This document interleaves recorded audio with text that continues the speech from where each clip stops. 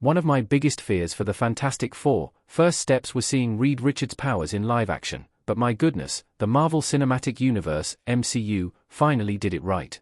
After a less than stellar run for the first two phases of the multiverse saga, Phase 6 kicks off with none other than Marvel's first family. These stellar superheroes earned that title thanks to appearing in Marvel Comics way back in 1961, when the company was undergoing a rebrand and moving forward with new creative talent leading the way, namely Stan Lee and Jack Kirby. Together, this duo brought to life a new wave of iconic superheroes that would make Marvel Comics a household name. However, while these heroes shone on the pages of the comics, Marvel struggled to transition to media formats like film and TV. Only a handful of Marvel heroes were adapted before the 1990s, and even then, the live-action projects tended to be hit or miss, while their friendly competition at DC seemed to have the film format figured out. Mr. Fantastic has been adapted in live-action 5 times. Reed Richards has appeared numerous times in live-action. In the 1980s and 1990s, Marvel Comics was struggling financially, and they opted to sell the film rights to several of their most popular characters to make ends meet. This was the case for Marvel's first family, with their rights being purchased by Constantine Films, having purchased the rights in 1986. Constantine Films intended to make a big-budget film with the intellectual property, but for one reason or another, things never quite fell into place. Which is why they made an ultra-low-budget Fantastic Four movie in 1994 which was never intended for release. As one would imagine, the special effects were less than ideal, with Mr. Fantastic's powers in particular being shown off through the use of long tubular arms. Then, in 2005, Fox made a film with a serious step-up in CGI, but the effect of stretching a human man's limbs to extremes still came across as uncanny and unbelievable. Once again, Fox attempted to revisit the story in 2015, with Fant 4 Stick, but the CGI actually seemed to take a step backward despite a decade's worth of experience and tech upgrades in between. Now, the MCU has tackled the IP for the first time, having recovered the rights to the characters thanks to Disney's acquisition of Fox. And, of course, Marvel Studios now has much deeper pockets to step up the special effects. As a result, Pedro Pascal's version of Mr. Fantastic is the first to really feel grounded and believable, even more so than the version that appeared in Doctor Strange in the Multiverse of Madness, played by John Krasinski. Reed Richards' elastic powers are some of the most challenging to pull off in live action.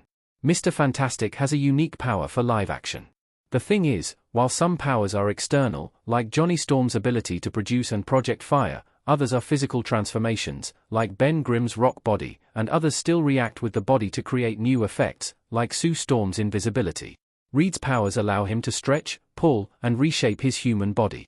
This is a much greater challenge, because everyone knows how a human body should look, and stretching it like rubber doesn't make sense. In 1994, creating this effect felt totally unbelievable, with no physicality or motion in the extended arms.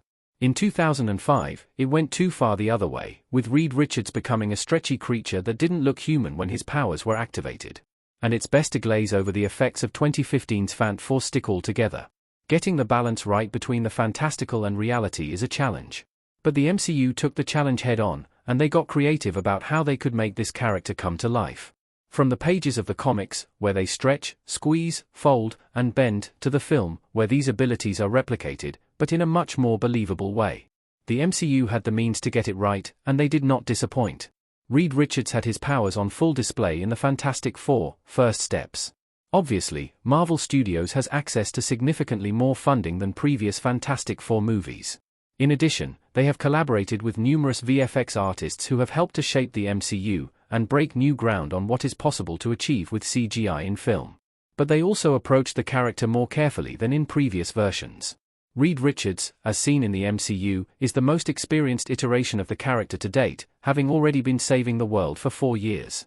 However, he is still learning his powers, and he has more limitations than have been seen in previous versions. Reed appears to have sore and aching muscles early in the film, likely relating to the fact that his body is stretching out, but he also comes face to face with Galactus in the final act of the film, and Galactus picks him up and begins to stretch him out. Where previous versions have been able to extend seemingly forever, Reed's body extends by double or even triple his usual length, before his suit begins to tear, and his body is clearly in pain. This is not to say that Reed won't be able to flatten his body in the future, or wrap around his rivals, but Marvel is moving slowly, and Reed's powers have limits. All of this, combined with outstanding CGI, combined to create the best live-action version of Mr. Fantastic of all time for the Fantastic Four: First Steps.